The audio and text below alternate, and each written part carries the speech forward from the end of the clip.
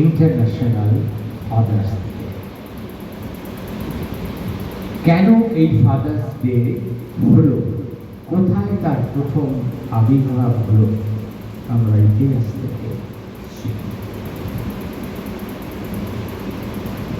1907 খ্রিস্টাব্দে 5ই জুলাই আমেরিকার West Virginia চার্চের সাহায্যে সারা দেশে, অর্থাৎ সেই সমস্ত আমেরিকাতে এই রবিবার পিতৃ রবিবার হিসাবে পালিত হয়।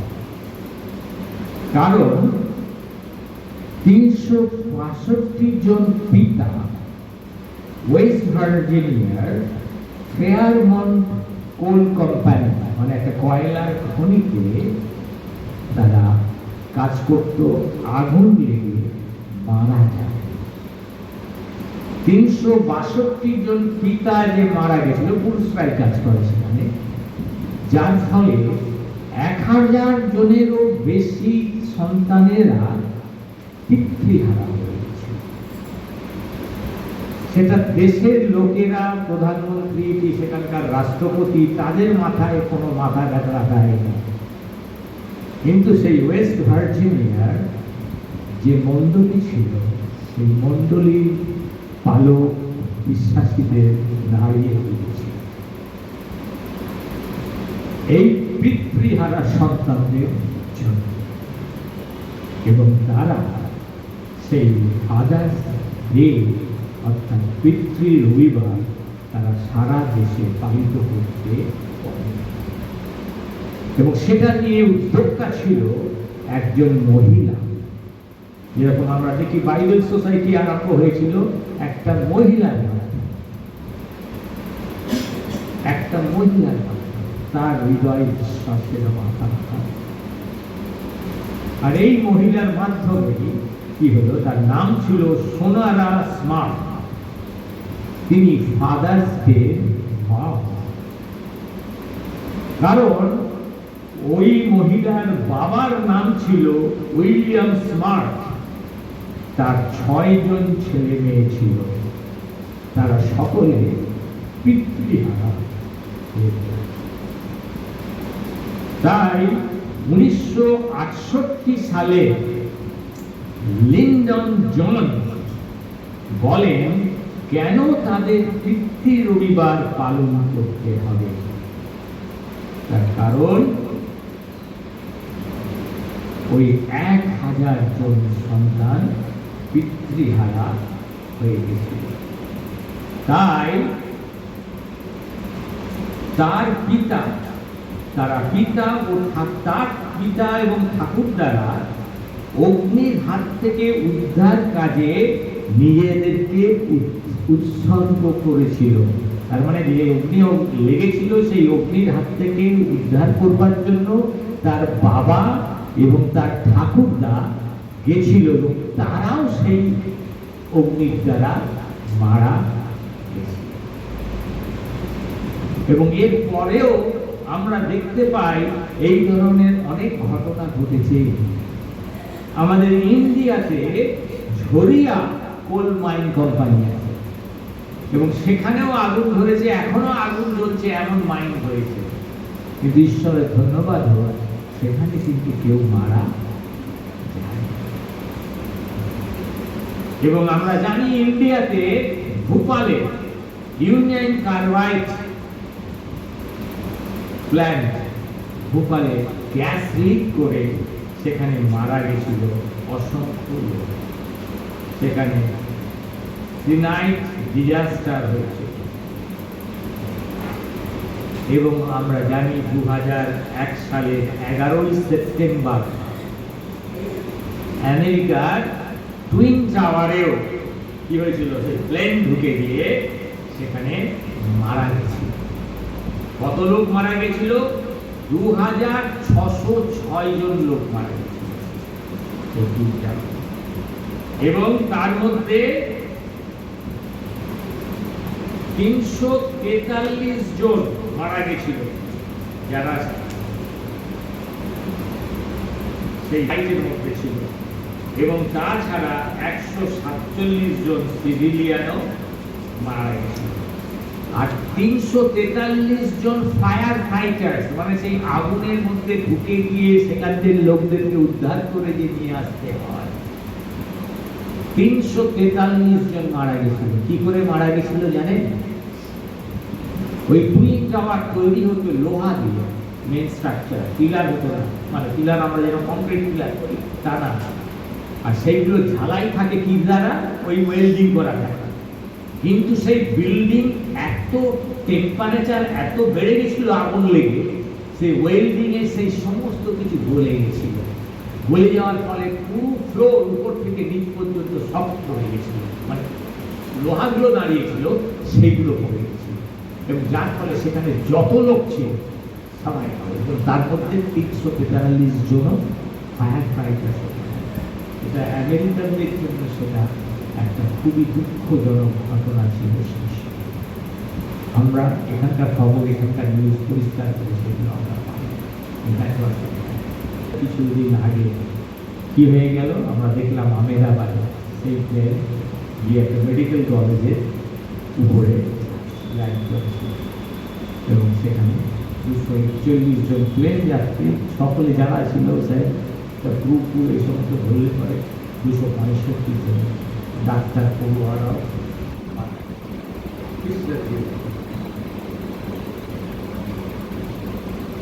এই পিতা ঠাকুরদা তারা এই অগ্নিতে মারা গেছে বলে সেই কন্যা, পিতার নাম আমি বললাম সোনোরা স্মার্ট, সে এই দিন পালন করে আজকে 15ই জুন 2025 সাল, তাই তো?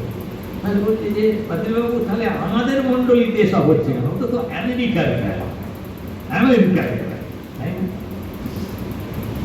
আমাদের মন্ডলীতেও হচ্ছে এই কারণে, আমাদের মন্ডলী অতি, ভারতবর্ষের মন্ডলীতেও এরকম অনেক ঘটনা আছে যেখানে বাবারা মারা গেছে বা বাবাদের অবদান আছে।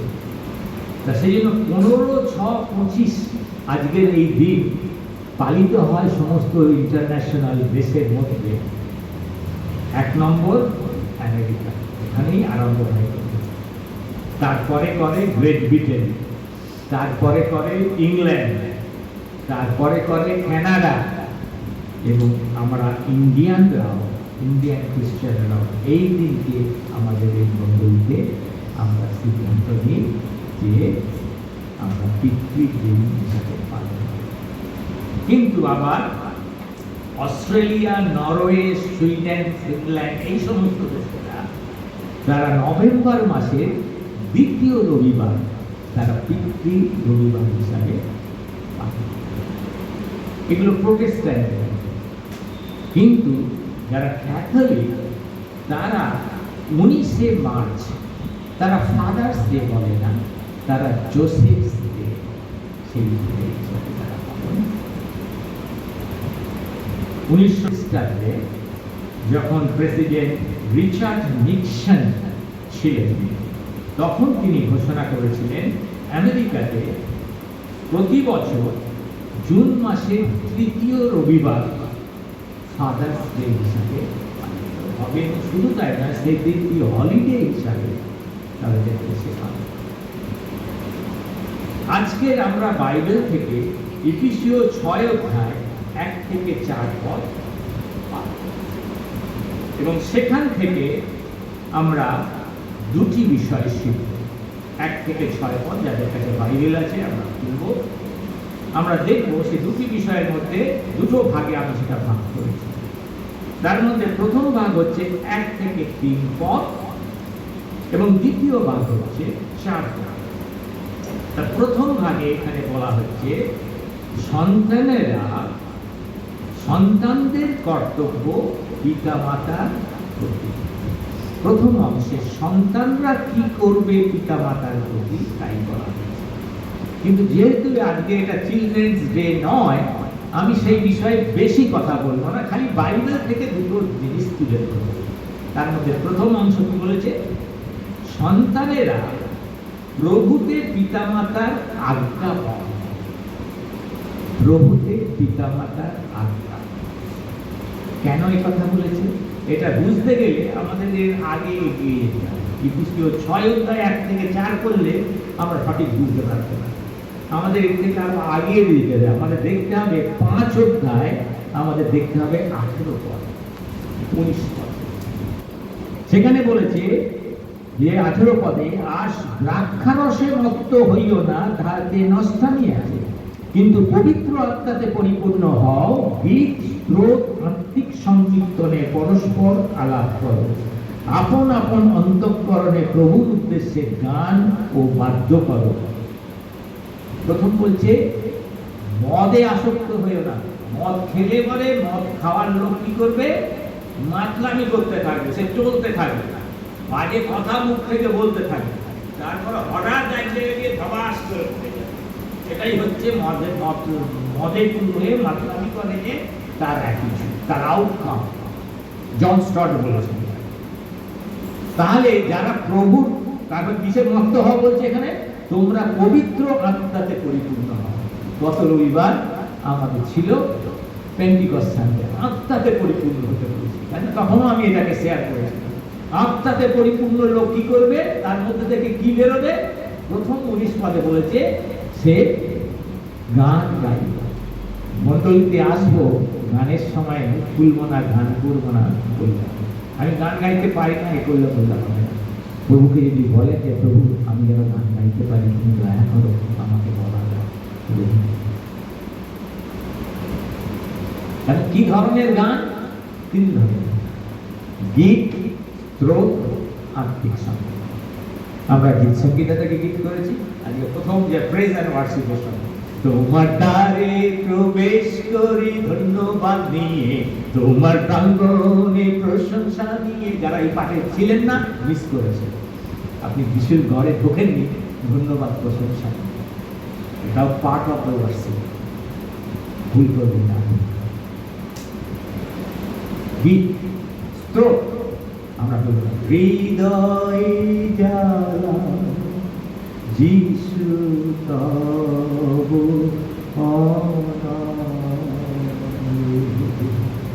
বাক্য, বাক্যের দ্বারা আমার হৃদয়কে তুমি জ্বালিয়ে দাও, তোমার অনয়নে, তোমার আবির্ভাব পবিত্র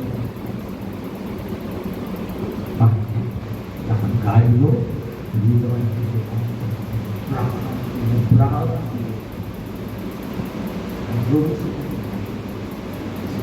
আত্মিক সম্পর্ক, স্পিরিচুয়াল।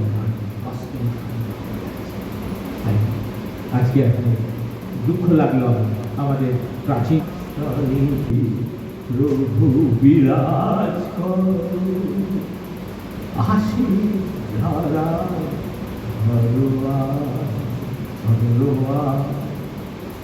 আমি বলবার আগে কি বলেছি, এই গানটা আমাদের শিখিয়েছি, কেউ বলতো না এই গানটা আমরা জানতাম না, এই চারটে কেউ জানতাম। ঠিক আছে, আশীর্বাদ মা প্রথম এসে এই গানটা আমাকে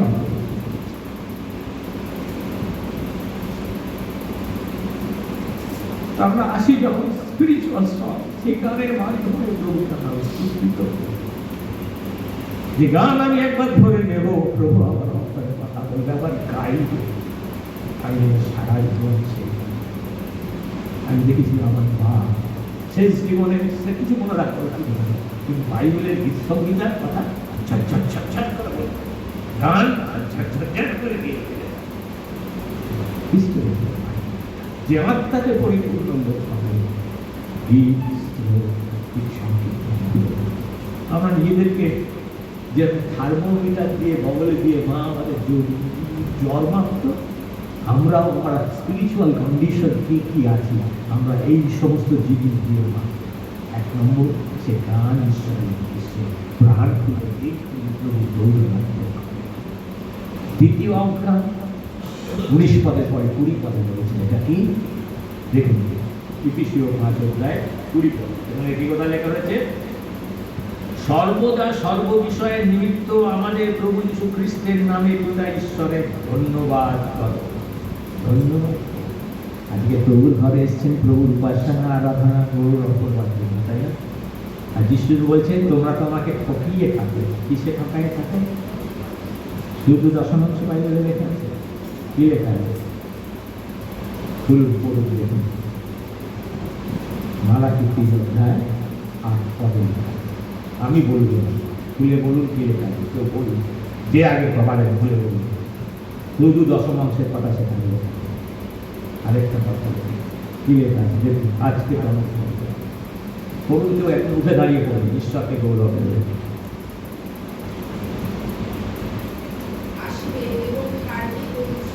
অন্য জায়গায় পড়ছো, মালাকি 3 অধ্যায় 8 পদ, 8 পদ পড়ো।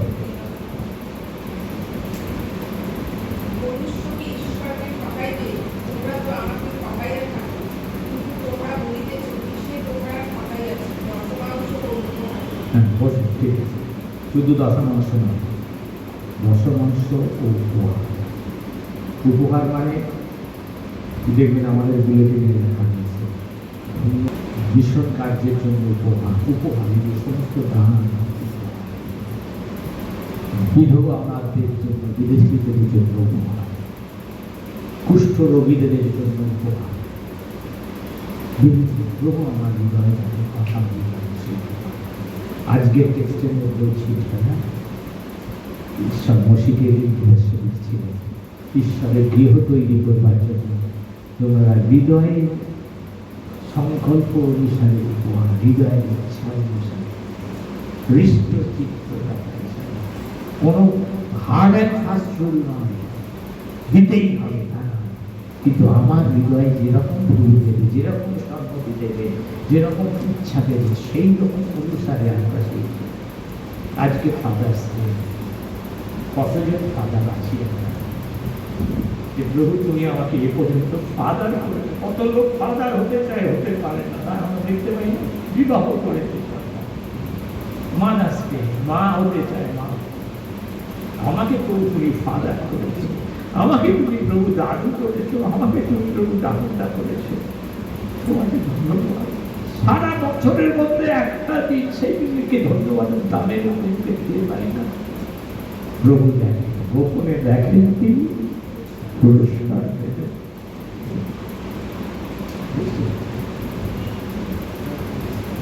ধন্যবাদ প্রভু জানেন, ধন্যবাদের পরে কি বলেছে? বশীভূত থাকবে। 21 পদে দেখুন, এবং আত্মাতে পরিপূর্ণ লোক ধন্যবাদ দেয়, তাই না? একটা কেউ উপহার দিল, উপহারটা নিয়ে চলে গেল, এটা আমার প্রাপ্য ছিল, আমি পেয়েছি। থ্যাংক ইউ যেটা বলবো সেটা আপনার বলতে খ্রিস্টান আর এরকম আচরণ করলে এটা কেন খ্রিস্টান এবং নন খ্রিস্টানের মধ্যে পার্থক্য করে। ঈশ্বর আমাদের শেখায়, সেই কৃতজ্ঞতায় যদি না থাকে আমরা প্রভুর সন্তান, আত্মার সন্তান, মানে আত্মায় পূর্ণ সন্তান, কৃতজ্ঞতা যদি সে চেয়ে 21 পদ বলছে খ্রিস্টের ভয়ে একজন অন্যজনের বশীভূত। মনে রাখবে, যখনই ঈশ্বর শিক্ষা দেন তিনি সিস্টেমেটিক ভাবে শিক্ষা দেন। আমরা যখন সেমিনারিতে পড়ি সেটা একটা সাবজেক্টই রয়েছে, সিস্টেমেটিক থিওলজি। ঈশ্বর হচ্ছে নিয়মের ঈশ্বর, প্রত্যেক কটা জিনিস তিনি নিয়ম মাফিক, পরিকল্পনা মাফিক, স্টেপে স্টেপে ধাপে ধাপে। বশীভূত হওয়াটা এখানে শিখিয়ে দিচ্ছে কিরকম বশীভূত। সবার প্রথমে ঈশ্বর পৃথিবীর মাটিতে সবার প্রথম ইনস্টিটিউশন করেছিলেন। কোন ইনস্টিটিউশন করেছিলেন? আদম হবার বিবাহ, পরিবার। এটাই পৃথিবীর মাটিতে ঈশ্বরের শ্রেষ্ঠ প্রথম ইনস্টিটিউশন, পরিবার। আর সেই পরিবারে তিনি এখানে নিয়োগ করেছেন। পরিবারের কর্তাকে স্ত্রী, পরিবারের কর্তার স্বামী। খ্রিস্ট যেরকম মণ্ডলীর মস্তক, পরিবারের মস্তককে স্বামী। সেই কথা দেখুন 22 পদ থেকে একবার 33 পদ পর্যন্ত বলছে। আমি সেই বিষয়ে আজকে বলব, কিন্তু তারপরে আজকে বলছে 6 অধ্যায় 1 থেকে 4 পদ পিতা মাতার সাথে সন্তানদের সম্পর্ক। সেখানে পিতা মাতার কর্তব্য সন্তানদের প্রতি, আবার সন্তানদের কর্তব্য পিতা মাতার। আজকে আমি পিতা মাতার কর্তব্য দিতে এসেছি। সন্তানেরা প্রভুতে পিতা মাতার আজ্ঞা, আমাদের যে বয়সী থাকুক না আজ্ঞা, আমার স্ত্রী অবাক হলাম। আমার মা যদি আমাকে বিয়ে করে এখানে এসেছি, মা যদি আমাকে বলতো সুখীতা তোর জন্য আমি একটা কিছু রেখেছি, তুই সেটা নিয়ে যা, কিচ্ছু না, এক বোতল হরলিক্সের দুধ রেখেছে, যে তুই সেটা নিয়ে যা। আমি কিন্তু সে কথা ফেলতে পারি। আমি গেছি, মা যেটুকু দিতে পেরেছে মায়ের উপহার সেটা নেওয়ার জন্য আমি বিষ্ণু করি। তখন আমি কিন্তু কি ব্যাপার, তুমি কেন অত দূর চলে গেল? মায়ের পিতা মাতার আত্মা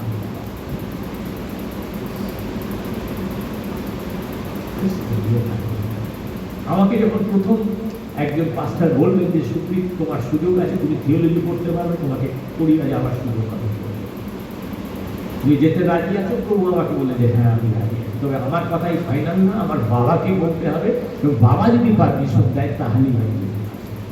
আপনি বাবাকে বাবাকে স্বীকৃতি দিতে দিয়েছে। বাবা 1 মাস সময় দিয়েছিল, এবং 1 মাস সময়ের পরে বাবার যত বন্ধু বান্ধবরা ছিল সকলে না করেছিল। থিওলজি পড়তে যাবে, আমেরিকা যাবে, ইংল্যান্ডে যাবে, জার্মানিতে যাবে, ওখানে গিয়ে কি করবে? ওটা তো বুদ্ধিস্তান। কিন্তু বাবা প্রার্থনাশীল জীবন ছিল, ঈশ্বরকে বাবাকে ঈশ্বর উত্তর দিয়েছিল, তোমার 4 ছেলে আছে, এক ছেলে প্রভুর কাছে যাবে, কাজে যাবে, তুমি আটকাচ্ছ কেন? বাস্তবটি প্যাক করে ছেড়ে দাও। একদম এই ব্যাংকে প্রভু বাবাকে প্রভু স্বীকৃতি, বাবা বলতে স্বীকৃতি, কিন্তু পাথর তৈরি করে দিল। পিতা মাতার আগ্রহ তার ডান দিকে ভাবি। আমি শুধু পিতার আজ্ঞা বাবা বলে মাতার নয়, আমি তা বলছি, বাইবেল বলছে পিতা মাতার। দেখুন আজকে প্রথম পদেই সে সন্তানেরা তোমরা প্রভুতে পিতা মাতার আজ্ঞা কেননা তাহা ন্যায্য। তোমার পিতাকে তোমার মাতাকে সমাদর করলে, দ্বিতীয় বলেছে সমাদর করলে, সমাদর করলে আশীর্বাদ। সমাদর করবে মানে তাকে সম্মান করবে, তিনি যা বলছেন তাই শুনবে, তাদেরকে সেবা করবে, তাহলে তুমি আশীর্বাদ। কিরকম আশীর্বাদ দিতে হবে দেখো, সেখানে বলছে 3 পদে প্রথম অংশ বলছে তুমি দেশে দীর্ঘায়ু হইবে। যাত্রা পুস্তক 20 অধ্যায় 12 অনুসারে তোমার পিতাকে তোমার মাতাকে সমাদর করিও, যেন তোমার ঈশ্বর সদাপ্রভু তোমাকে যে দেশ দেন সেই দেশে তোমার দীর্ঘ পরমায়ু হয় ও তুমি মঙ্গল প্রাপ্ত। দীর্ঘ পরমায়ু, দীর্ঘ পরমায়ু মানে দীর্ঘ পরমায়ু বাইবেলের ভাষা অনুসারে সেটা কত বছর কেউ বলতে পারবেন? হ্যাঁ,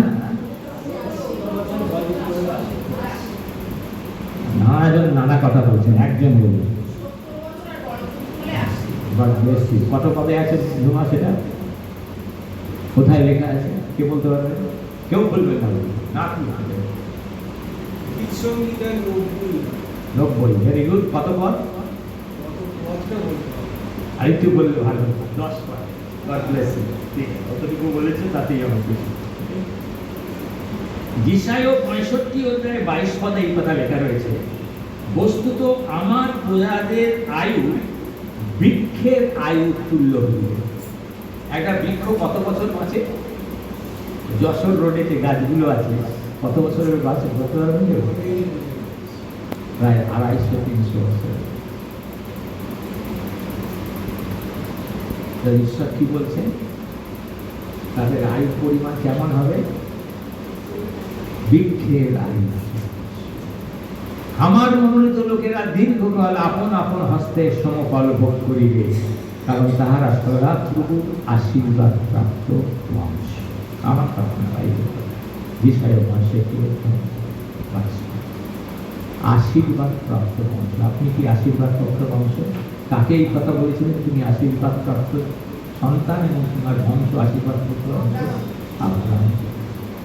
আদি পুস্তক 12 অধ্যায় 2 বলেছে। আজকে আমরা সেই আব্রাহামেরই সন্তান হয়েছি। নতুন নিয়মে অনেকের ক্ষেত্রে বিদ্যুৎ কথা হয়েছে। গীতসংগীতা 91 অধ্যায় 16 পদে বলে, আমি দীর্ঘ আয়ু দিয়া তাহাকে তৃপ্ত করিব, আমার পরিত্রাণ তাহাকে। যে প্রভুকে ভালোবাসবে, যে প্রভুর বাক্য অনুসারে জীবন করবে, তাই খ্রিস্টতে প্রিয় ভাই ও বোনেরা, আমরা যদি আশীর্বাদ প্রাপ্ত বংশ হতে চাই, আমাদের মঙ্গল চাই, দীর্ঘ আয়ু চাই, তাহলে আমাদের পিতা মাতাকে সমাদর করতে হবে। আমেন।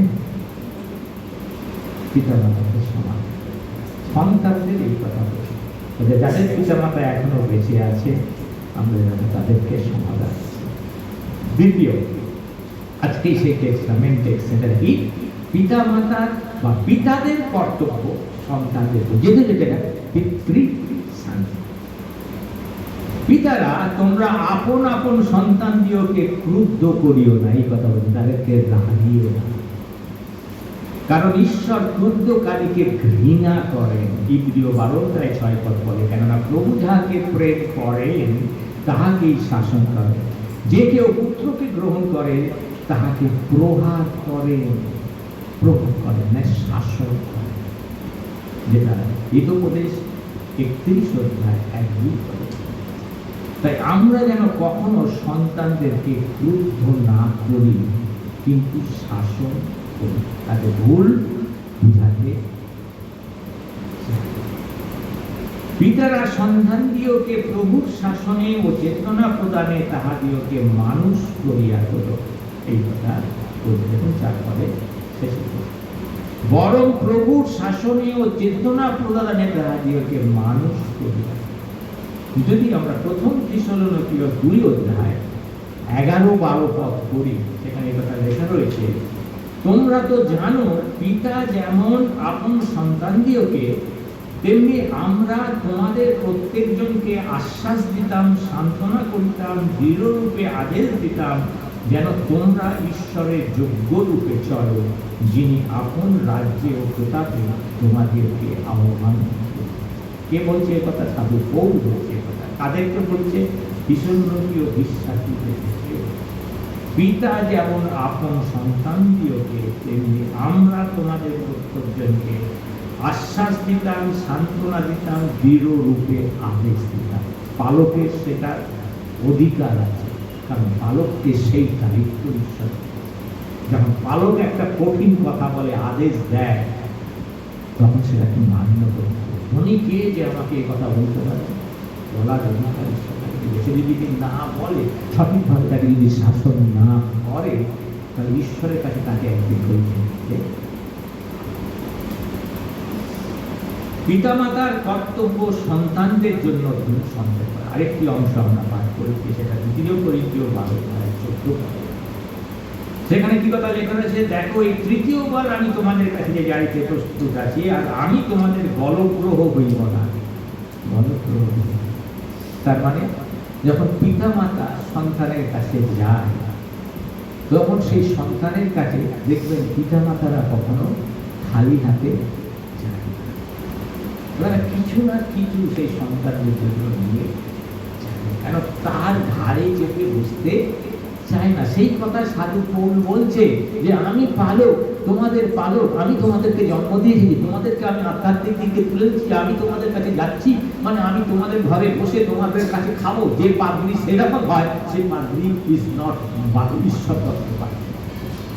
সে যদি ভালোবেসে তাকে কিছু খেতে দিল, that is the different thing, কিন্তু আমি যাবো তার কাছ দিয়ে খাওয়া পাবো বলে, সেরকম পাদ্রী ঠিক হবে। সাধু পৌল সেই রকম কথা এখানে, আমি তোমাদের গলগ্রহ করি, কেননা আমি তোমাদের কোনো দ্রব্যের চেষ্টা নয়, তোমাদের চেষ্টা করছি। তোমাদের চেষ্টা করছি মানে তোমরা যেন প্রভুকে স্থির থাকো, যে আমি সেই স্বর্গে যাব, যেন তোমরাও সেই স্বর্গে সেই স্থানে যেতে পারো। আধ্যাত্মিক দিক দিয়ে তোমরা সেই ঠিক আছে কিনা সেটা দেখবার জন্য। আর কেউ যদি মনে করে যে না পালক সে চাইছে আমাদের কাছ থেকে পয়সা, তারপরে সেখানেই তার আধ্যাত্মিকতা। আর পালক যদি সেই রকমও পালক হয়, তারও সেই আধ্যাত্মিকতা।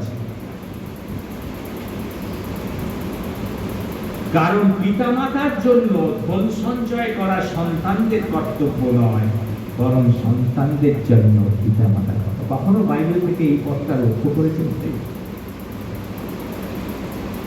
আপনারা খুঁজে বের করতে পারেননি, আমি জানি। 100 জন খ্রিস্টানের মধ্যে বড় 2 জন জানতে পারে, 98 জন জানে না যে বাইবেলে এরকম কথা লেখা। 98 জন জানে না। কিন্তু বাইবেলে কথা নেই। আমি এর উপরে একদিন নাইট প্রেয়ারে বাক্য দিয়েছিলাম, আমাদের ওখানে অনেক উপস্থিত ছিল। একদিন এক পাস্টার আমাকে বললেন, স্যার আপনি এই বাক্য দিয়েছিলেন, সেটা বাইবেলে কোথায় লেখা আছে? আমি তখন তাকে শিক্ষা দিলাম, এবং সেই পাদ্রীর কথাই আমি বলছি আপনাদেরকে। তার ছেলে মোটর বাইক কিনেছে, হোটেল ম্যানেজমেন্ট করেছে, কোথায় গিয়ে কি কাজকর্ম করতে এলো হবে, টাকা দিতে পারে না, এবং সে বাইকে লোকেরা এসে হাজির হয়েছে, বাইক দিয়ে দাও, আমরা নিয়ে যাবো, টাকা দেয়। তখন ছেলে ভাবে বাবার টাকা বাবার টাকা কেন দিয়েছে? এই বাইবেলের বাক্যটা কথা, ছেলে মেয়েদের জন্য পিতা মাতাকে, ছেলে মেয়েরা পিতা মাতার জন্য।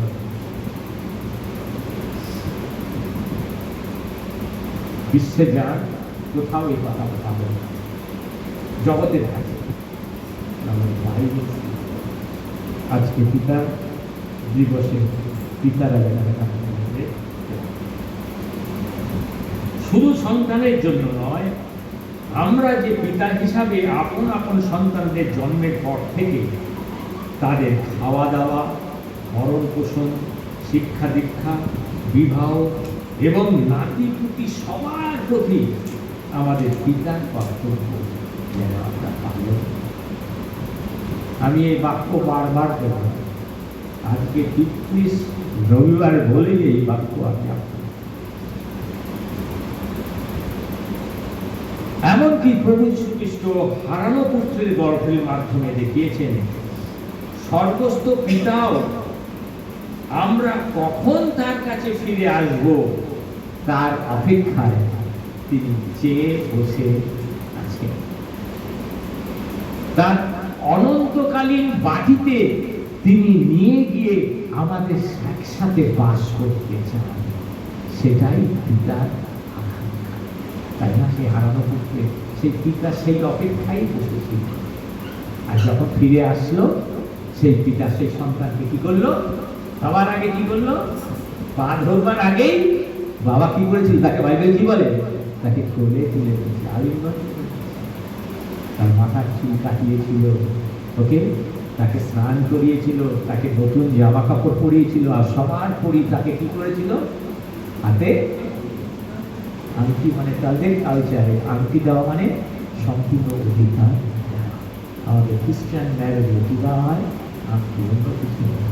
যতই গরুর স্বামী হোক না কেন, স্ত্রীকে যেন একটা আংটি সে দিতে, আর স্ত্রীও যেন একটা আংটি সামনে দিতে, মানে ঈশ্বর তত্ত্ব সেই ফল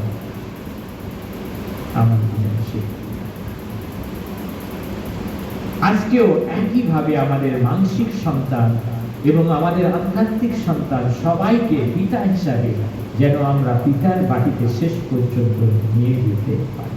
প্রত্যেক খ্রিস্ট বিশ্বাসী ভাইবোন প্রত্যেক পিতার কারিগর, স্বর্গীয় পিতার সাথে অনন্তকাল ধরে বাস করতে পারি, তাই সেটাই পিতার আকাঙ্ক্ষা, প্রকৃত পিতার আকাঙ্ক্ষা।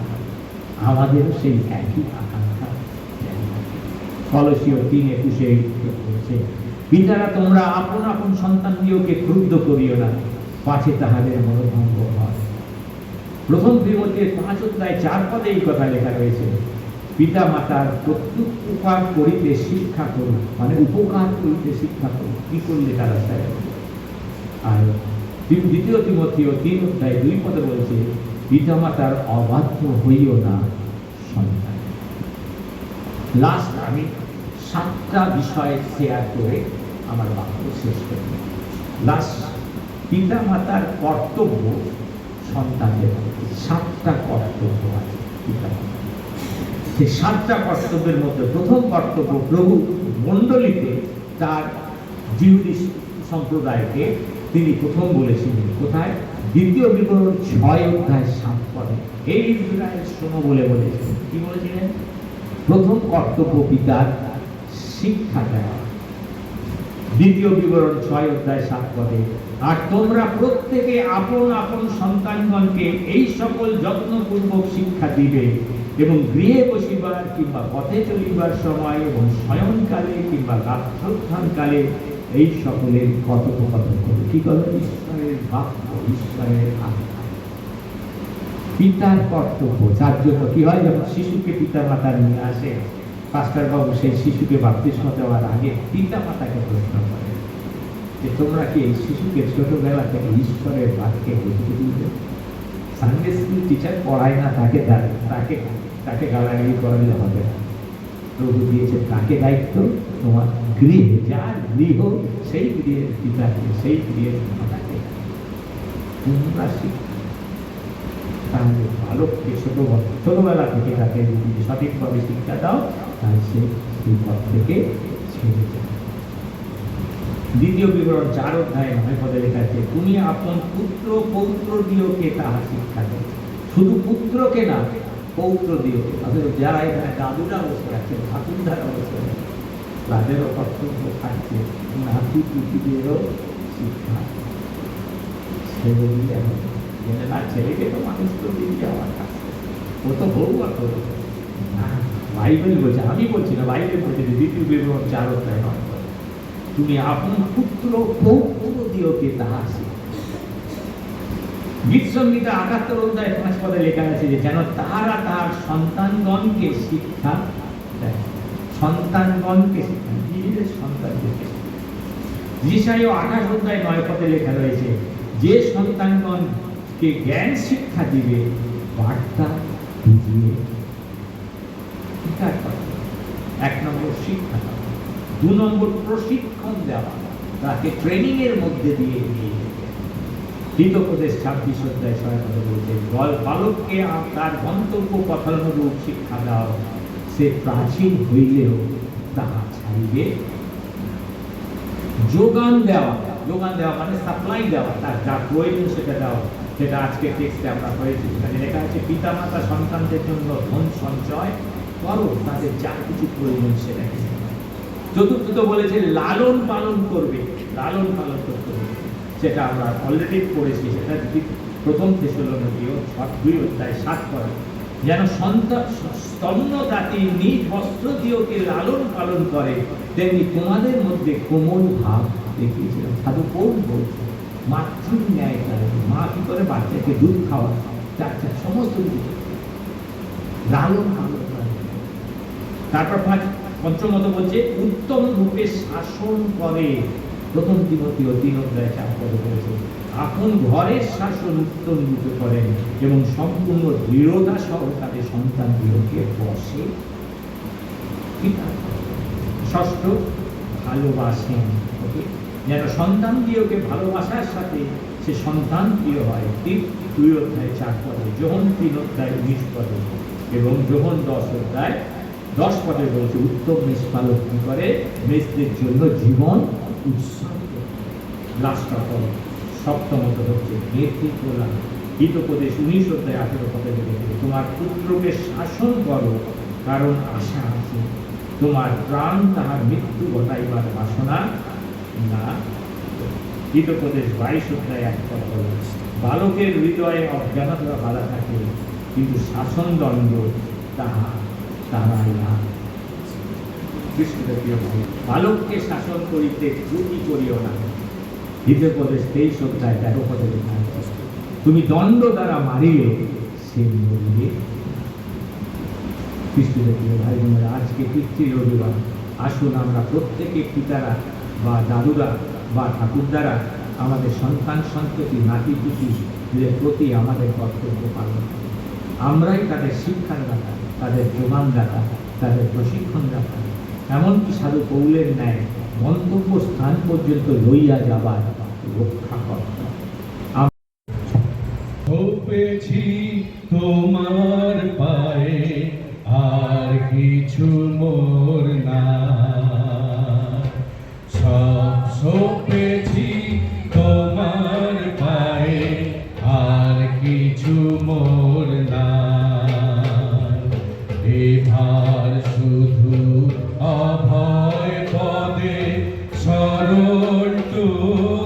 চাই, আর কিছু মোর নাই। সব সপেছি তোমার পায়ে, আর কিছু মোর নাই। ক্লান্ত আমার দিনের শেষে সম্মুখে মোর দাঁড়ায়েছে।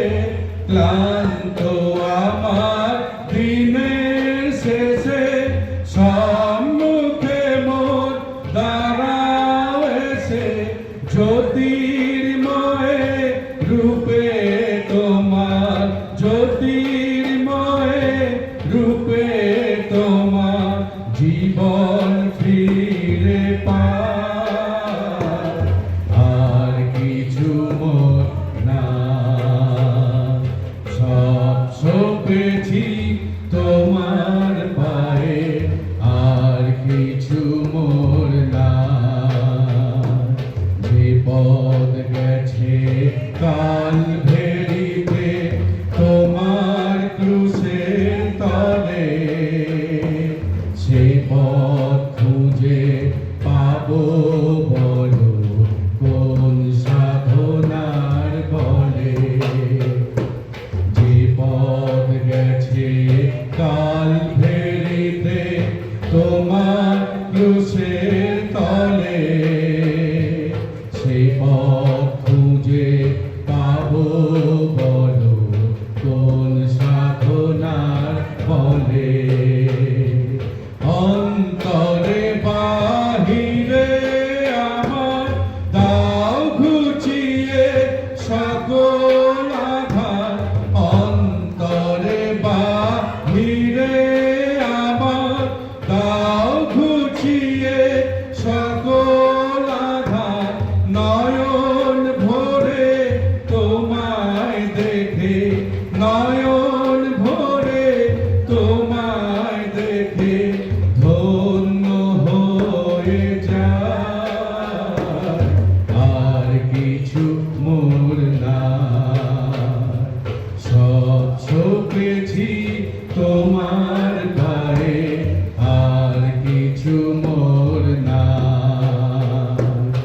এবার শুধু অভয় পদে শরণ টুকু চাই, আর কিছু মোর নাই। সব সপেছি তোমার পায়ে, আর কিছু মোর নাই। আমিন। আমরা সকলে হাত এক করে বাড়াই এবং বাড়িয়ে ওনাদেরকে আমাদের শুভেচ্ছা, আমাদের আশীর্বাদ দাদা। যিশুর শান্তি, যিশুর শান্তি তোমাকে দিতে চাই, এই জগৎ দিতে পারে না। এই জগৎ বুঝিতে পারে না শান্তি, যিশুর শান্তি, যিশুর শান্তি, যিশুর শান্তি তোমাকে দিতে চাই। শান্তি সমস্ত, সেই শান্তি যদি আমাদের থাকে, আমরা প্রভুর সাথে স্বর্গে যখন থাকবো, তখন সেই শান্তি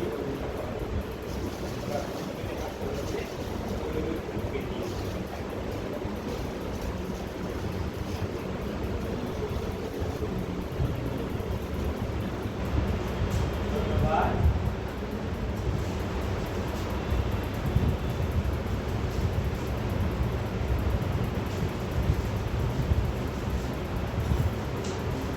মন্ডলীর তরফ থেকে ছোট্ট উপহার প্রত্যেক পিতাকে দেওয়া হচ্ছে, যে আমরা মন্ডলীর তরফ থেকে আপনাদেরকে ভালোবাসি, এবং শুধু তাই নয়, আপনারা শান্তিতে জীবনযাপন করুন। সন্তানদেরকেও সেই রকমভাবে গড়ে তুলুন, যেন তারা সকলে আপনি যেরকম স্বর্গে যাবেন থাকবেন, যেন আমরা সন্তানেরও যেন